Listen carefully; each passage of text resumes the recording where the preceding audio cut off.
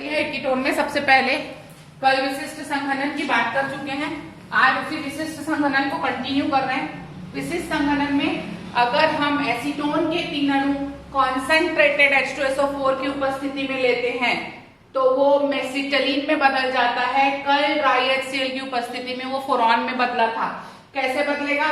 ये 3C, ये वाले 3C हैं।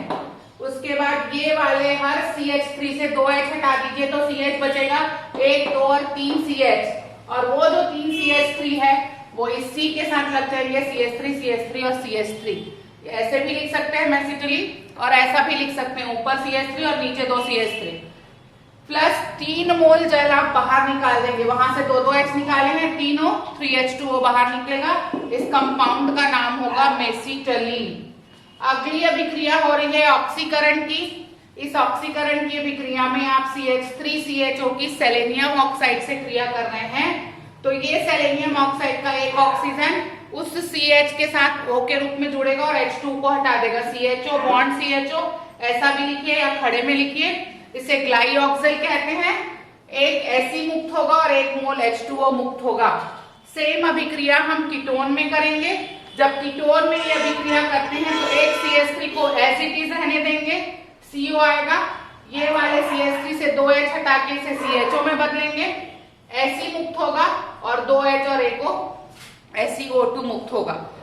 ये ऑक्सीकरण एल्डिहाइड कीटोन दोनों में हुआ। अगली अभिक्रिया है टॉलेन अभिकर्मक से अभिक्रिया। अमोनिया में सिल्वर नाइट्रेट को टॉलेन अभिकर्मक कहते हैं। ये कंपाउंड यौगिक बनाएगा, AgNH2 का होल ट्वाइस, OH निकलेगा बाहर और वहां से मुक्त होता है Ag2O, जिसे हम टॉलेन रिएजेंट के रूप में यूज करते हैं। ये एल्डिहाइड को ऑक्सीकृत कर देगा।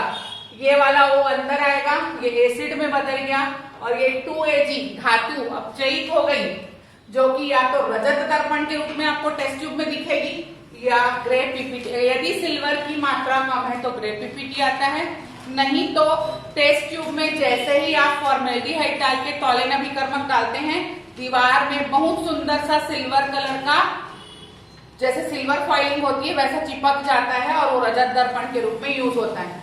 अगला है फेलिंग अभिकर्मक। कॉपर सिट्रेट के विलयन को कॉपर सल्फेट के साथ टार्ट्रिक एसिड डालते हैं तो कॉपर टार्ट्रेट बनता है। इसको फेलिंग A और B मिक्स करके बनाते हैं। उसका यूज करते हैं केवल CuO वाला पोर्शन, क्यूप्रस ऑक्साइड वाला पोर्शन।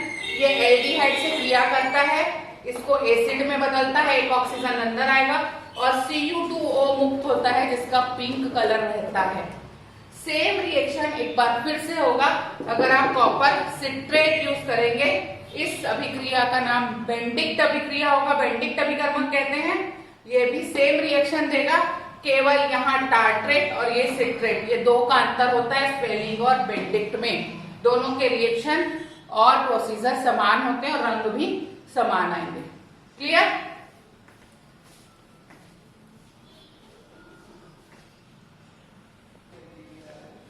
अगली अभिक्रिया ऑक्सीकरण की हो रही है, जिसमें हम कोरोसिव सब्लीमेंट की अभिक्रिया एल्डिहाइड से करा रहे हैं। ये एल्डिहाइड है, ये कोरोसिव सब्लीमेंट और जल का एक अणु है। एल्डिहाइड एसिड में बदलेगा जल का O लेके, CH3COOH। इसका 2HCl के रूप में निकल जाएगा हाइड्रोजन और आपके पास बचेगा Hg2Cl2 जो सफेद अवक्षेप के रूप में प्राप्त होगा, जिसे कैलोमल कहते हैं।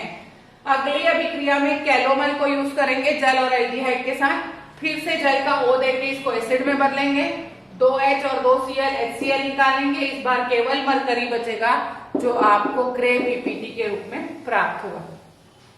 कीटोन का ऑक्सीकरण बहुत कठिनता से होता है, किसी भी प्रबल ऑक्सीकारक की उपस्थिति में ही आप कर पाएंगे। फेलिंग विलयन या ये सब कोरोसिव वगैरह से नहीं कर पाएंगे।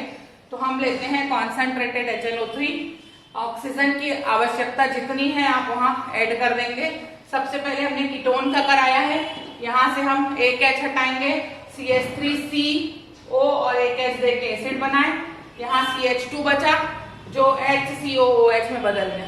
2 और 2 4 ऑक्सीजन, एक पहले था 3 लगेगा। अब हम ले रहे हैं पेंटेनोन 2।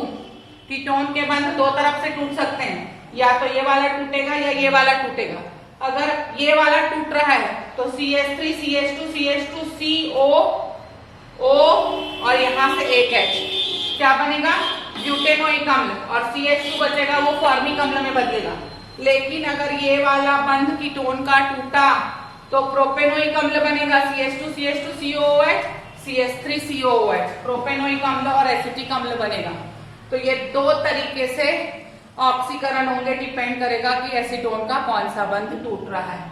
अगली अभिक्रिया है टी-सेंको अभिक्रिया, जहां एल्डिहाइड के दो अणु एल्यूमिनियम एथॉक्साइड की उपस्थिति में क्रिया करके एस्टर में बदलते हैं। ये CH3 लिखिए, फिर ये वाले H को ऊपर ले जाइए और O को नीचे लाइए तो COO हो जाएगा।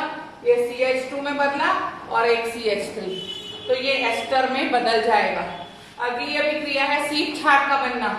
एल्डिहाइड की क्रिया जब प्राथमिक एमीन से कराई जाती है तो एल्डिहाइड का O और प्राथमिक एमीन का H2 उड़ जाता है और ये बनता है CH3CH double bond NCH3 plus H2O, इसे हम शीट क्षार के नाम से जानते हैं।